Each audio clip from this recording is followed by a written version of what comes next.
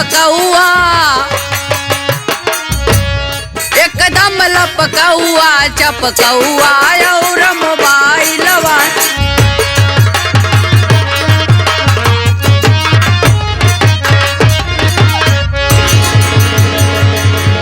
हम कहे पापा बे जय राम।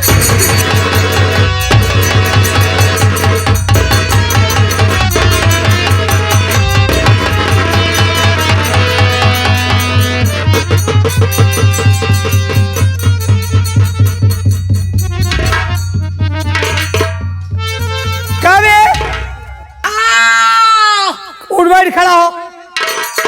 ई कौन हाथ मिलाओ बबे? न बू देखा न देखावे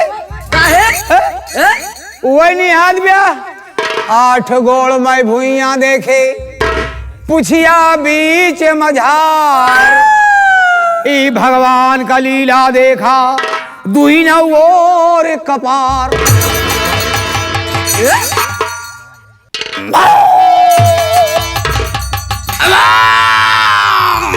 भाई सोई गया कहाँ गए पहले बता। गरे बोकरी चलावे बे। जब तू बे कहता ना ये दिल और फेफड़े आपस में झंझट करते हैं। बे शब्द को बहुत पसंद आता है। सब बात छोड़ लो पापा ही बताते हमका काहे बरे को राय ना तुरंत अड़ाइए।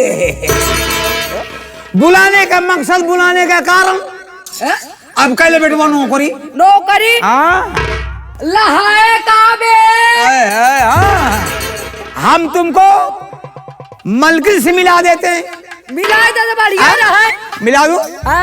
देख ये जो सामने खड़ी है अब कायदे से मांगे ना ही मरबो बहुत करा थे। जा टाइट हो जाबे निहुरे निकले खाका कहां हिया कहो देखे ना है का के हो के मर गयो हो तब का नीचे ऊपर लखता रे।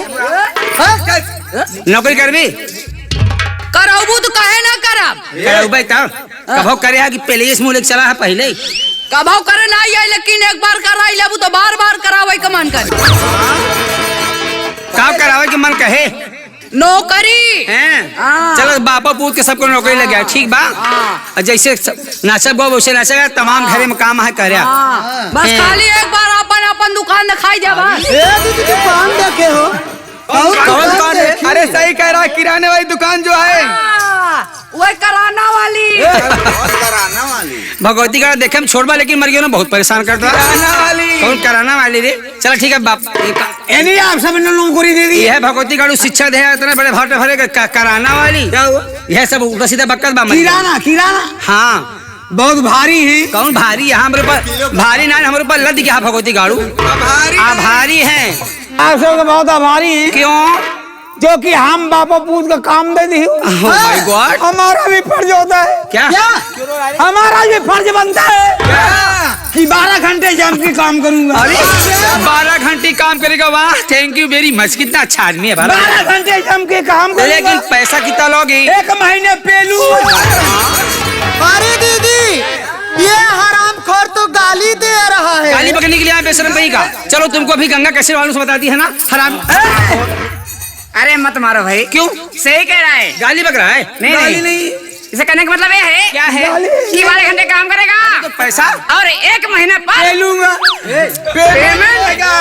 पेमेंट 1 महीने पेमेंट लेगा। पे माने तनख्वाह। अरे हराम 1 महीने के बाद ले लिया करूंगा। तो हार जाऊं पेमेंट की बात कर रहा है। सैला से नकुरा बात तोड़ दे भगवती गाड़ू बहुत बुढ़ाई ना छिटिया था बुढ़ाई दा 1 महीना ना दिखाओ। चला ठीक बा जैसे नासिब भाई वैसे नाचेगा ठीक बा ना।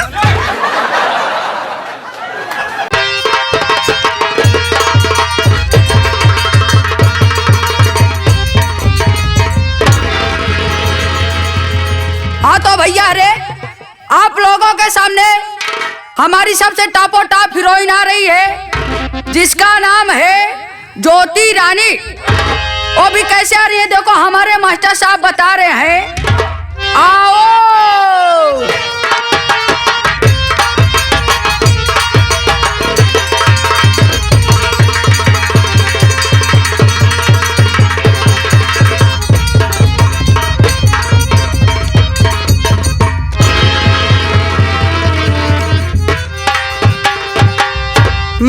छोटू नमस्ते। जिया जागा अमर हो बाएं गोड़े का लंगर भा। हाँ? अब भगवान एक ही लड़का दे भगवती माई उठाए ले जाए। क्यों रे, ये कैसा आशीर्वाद है? नहीं समझू का? जिया जागा अमर हो दाएं गोड़े के लंगड़ हो, हाँ। और भगवान लड़का बच्चा दे भगवती माई उठा ली जाए। हमार कहे का मतलब कि जिया जागा अमर हो, हाँ। बाएं गोड़े पर खड़ी हो के भगवान श्री राम का तपस्या करा। अच्छा, जब भगवान श्री राम का तपस्या करबू तोहरे तपस्या खुश हो के भगवान जी तोहका एक ही लड़का दे है। अच्छा। और जब भगवान जी तोहका एक ही लड़का दे तो भगवती माई काहे उठा जे मालूम है? काहे हो? ओ कई लालन पालन करे खातिर, यानी सेवा करने के लिए। से पाल के बड़ा कई के लिया के फिर तोहरे डेहरी छोड़ दे। ए छोटू, का भवा हमें किस काम के लिए बुलाए हो? तोहका हाँ। तोहका हम नहीं बुलाए। तो ये जो हमारे गंगा कैसीन मालिक हमारे पुनीत शर्मा जी भैया आए हुए हैं। हाँ हाँ। ये जो हमारे प्यारे प्यारे दर्शकगण यहाँ पर एकत्रित हुए हमारी माता जी और बहन जी आई हुई हैं। अच्छा। ये नहीं लोग कहे नहीं क्यों नहीं ज्योति रानी का बुलावा। अच्छा। तो नहीं खूब बढ़िया दही है मनोरंजन। हाँ, यही से तो का हम बुला ली ना। यानी मनोरंजन के लिए बुलाए हो? हाँ, अब अगर यहाँ पर आप आ गई हो तो भैया हरन का खूब बढ़िया बढ़िया गाना सुनावा। हाँ, लेकिन उससे पहले भैया लोग का एक छोटा सा डांस दिखाई दे। हाथ लीजिए आप लोग के सामने। सबसे पहले एक छोटा सा डांस है, फिर उसके बाद जो फरमाइश याद रहेगी मैं वो फरमाइश जरूर पूरी करके जाऊंगी।